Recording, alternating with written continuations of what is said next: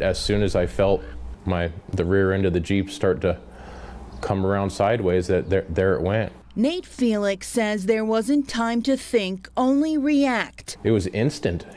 Flipping his Jeep in a dry lake bed in Pahrump. I tried to crawl out, but I was, I don't know, my whole body was probably about 80% paralyzed. I couldn't even lift my head. Nate was trapped in pain, desperately trying to think of a way to get himself and his dog to safety. I had my dog lay next to me, trying to figure if I could stay warm through the night. After about 10 minutes of that, I realized there was no way I'd be able to stay warm enough. Nate was in the middle of nowhere. He couldn't move. No one could hear him scream except maybe his phone. So I yelled, "Hey Siri," and started yelling, "Call so-and-so, call so-and-so," going through anyone I could think of.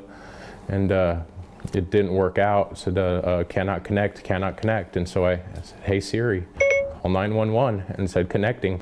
Yes. Lying upside down on his stomach inside his Jeep, Nate says he had just one person on his mind, his 10-year-old daughter, Dallas. I have a daughter, you know, I unfortunately she lost her mom to cancer, and I got to get home. These are the spreaders, and this is what we use to pry open the door with. Thanks to Fire Captain James Perry, that 10-year-old daughter still has her father. We were able to slide him right out onto a backboard. After 4 days in the hospital, Nate now sits in a wheelchair, his dog by his side. The two vertebrae that turns out to be the nerve endings for the arms and hands.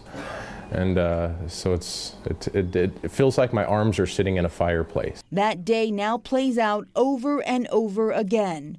So do two words that saved his life. Hey Siri. Hopefully getting better day by day. Kelsey Thomas, News.